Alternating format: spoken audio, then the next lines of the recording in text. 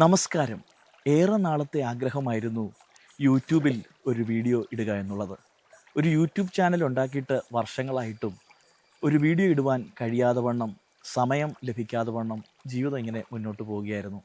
അതേസമയം തന്നെ മറ്റ് സോഷ്യൽ മീഡിയ പ്ലാറ്റ്ഫോമായ ഫേസ്ബുക്കിലും ഇൻസ്റ്റാഗ്രാമിലും പതിനായിരക്കണക്കിന്, ലക്ഷക്കണക്കിന്, കോടിക്കണക്കിന് ആൾക്കാർ വായിക്കുന്ന പേജുകൾ, അവിടെ ലേഖനം എഴുതുവാനും അനേക ആയിരങ്ങൾക്ക്, പതിനായിരങ്ങൾക്ക് പ്രയോജനമായി തീരുവാനും ഒക്കെ ഇടയായത് സന്തോഷത്തെ ഓർക്കുകയാണ്.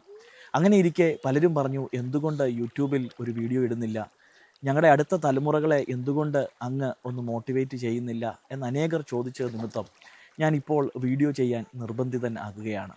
അങ്ങനെ ഈ യൂട്യൂബ് ചാനൽ പണ്ട് തുടങ്ങിയതാണെങ്കിലും ഇപ്പോൾ ഇനിയും തുടർമാനമായി ഇതിൽ നിങ്ങളെ ഇൻസ്പയർ ചെയ്യുവാനുള്ള വീഡിയോസ്, ചെറുകഥകളിലൂടെ നിങ്ങളുടെ മുമ്പിൽ വരുവാൻ ഞാൻ ആഗ്രഹിക്കുകയാണ്. പ്രിയപ്പെട്ടവരെ, ഇതുവരെ നിങ്ങൾ മറ്റ് പ്ലാറ്റ്ഫോമുകളിൽ തന്ന എല്ലാ സഹകരണങ്ങൾക്കും ഞാൻ നന്ദിയുള്ളവനാണ്, വിനീതനാണ്. ഞാനൊരു കഥ പറഞ്ഞു തുടങ്ങുകയാണ്. പ്രിയപ്പെട്ടവരെ, നമ്മുടെ ജീവിതം ദൈവത്തിൻ്റെ ദാനമാണ്. ജീവിതത്തിൽ ലഭിക്കുന്ന എല്ലാ നല്ല ദാനങ്ങളും ദൈവത്തിൽ നിന്നും തന്നെയാണ്.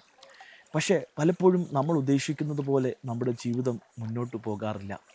വേദനകൾ, കടഭാരങ്ങൾ, ഞെരുക്കങ്ങൾ, പ്രതീക്ഷിക്കാതുണ്ടാകുന്ന ദുരന്തങ്ങൾ, ചതി, കൊലച്ചതി, ഇത് നിമിത്തം നമ്മുടെ ജീവിതം വല്ലാത്തൊരു അവസ്ഥയിലേക്ക് എത്തപ്പെട്ട് നിൽക്കുകയാണ്. നാം പലപ്പോഴും ചോദിക്കുകയാണ്, എന്തേ എനിക്ക് മാത്രം ഈ കഷ്ടത, എന്തേ എനിക്ക് മാത്രം ഈ ഞെരുക്കം, ദൈവമുണ്ടോ, ദൈവത്തിന് എന്നോട് വെറുപ്പാണോ, ദൈവം എന്നെ മാത്രം ഇങ്ങനെ ശിക്ഷിക്കുകയാണോ എന്നൊക്കെ നിരവധി ചോദ്യങ്ങൾ നമ്മൾ ചോദിക്കുമ്പോൾ എനിക്ക് പറയാനുള്ളത്, പ്രിയപ്പെട്ടവർ, ഈ ലോകത്തിൽ കഷ്ടം അനുഭവിക്കാത്ത ഒരു മനുഷ്യരും ഇല്ല എന്നുള്ളതാണ്. നമുക്ക് കഷ്ടത വരുമ്പോൾ നമ്മളതിനെ കൂടുതൽ പർവ്വതീകരിച്ച് കാണുകയും നമ്മുടെ കഷ്ടമാണ് ഏറ്റവും വലിയ കഷ്ടതയെന്ന് നമുക്കങ്ങ് തോന്നിപ്പോവുകയുമാണ്.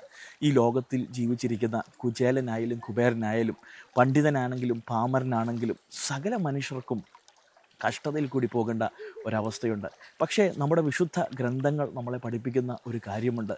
എന്താണെന്നറിയാമോ? കഷ്ടത ഏറ്റവും വലിയ നന്മയ്ക്ക് മുമ്പുള്ള ദൈവത്തിൻ്റെ സിഗ്നലാണ് എന്നുള്ളതാണ്.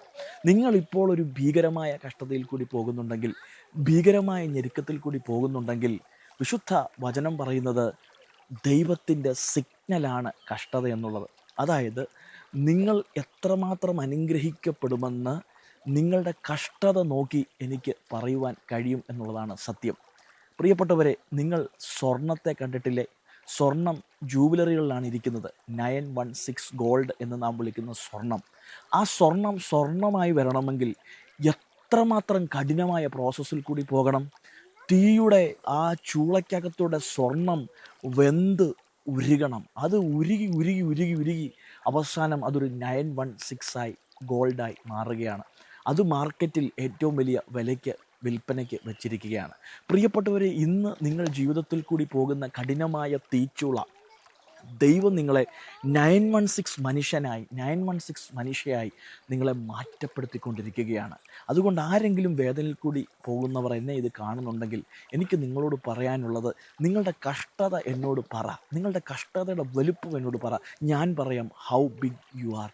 കാരണം നിങ്ങളുടെ കഷ്ടതയുടെ വലുപ്പം എന്തുമാത്രമാണോ അതിനേക്കാൾ ഉപരിയായി നിങ്ങളുടെ അനുഗ്രഹങ്ങൾ ദൈവം നിങ്ങളുടെ മുമ്പിൽ വച്ചിരിക്കുകയാണ്. നിങ്ങൾക്ക് അനുഗ്രഹം വരാൻ പോകുന്നു എന്നതിൻ്റെ സിഗ്നലാണ് പെട്ടെന്നുണ്ടാകുന്ന ഈ കഷ്ടത, താങ്ങാനാവാത്ത ഈ വേദന. അതുകൊണ്ട് നിങ്ങൾ തന്നെ മനസ്സുകൊണ്ട് ഉറപ്പിച്ചു പറയണം, ഈ കഷ്ടത എൻ്റെ നന്മയ്ക്കാക്കി ദൈവം മാറ്റാൻ പോവുകയാണ്. ഞാൻ അനുഗ്രഹം പ്രാപിക്കാൻ പോവുകയാണ്, ഞാൻ ഉയർച്ച പ്രാപിക്കാൻ പോവുകയാണ്, ഞാൻ ദേശത്ത് മാനിക്കപ്പെടാൻ പോവുകയാണ്, എൻ്റെ തലമുറകൾ അനുഗ്രഹിക്കപ്പെടാൻ പോവുകയാണ്, എൻ്റെ ഭാവി ഏറ്റവും ശോഭനമായി തീരുവാൻ പോവുകയാണ്, ഞാൻ വാലല്ല തലയായി മാറുവാൻ പോവുകയാണ്, ഞാൻ ഇടത്തോട്ടും വലത്തോട്ടും പരക്കാൻ പോവുകയാണ്, ഞാനൊരു അത്ഭുതമായി മാറാൻ പോവുകയാണ്. ഞാൻ ഈ വീഡിയോ ക്ലോസ് ചെയ്യുമ്പോൾ തന്നെ നിങ്ങളോടൊരു കാര്യം പറയട്ടെ, ഈ വർഷം നിങ്ങൾ പലർക്കും ഒരത്ഭുതമായി മാറും, വിസ്മയമായി മാറും. അതെങ്ങനെ മാറും എന്ന് ചോദിച്ചു കഴിഞ്ഞാൽ, മാനുഷികമായ നിലയിലല്ല, ദൈവികമായ അദൃശ്യമായ നിലയിൽ നമുക്ക് ഓരോരുത്തർക്കും വേണ്ടി ദൈവത്തിന് പ്രത്യേക വഴികളുണ്ട്. എല്ലാവർക്കും ഒരിക്കൽ കൂടി നന്മകൾ നേരുന്നു. നിങ്ങൾ ഒരു വിജയിയാണ്. ഭാരപ്പെടേണ്ട, നിങ്ങൾ ഉയർച്ച തന്നെ പ്രാപിക്കും.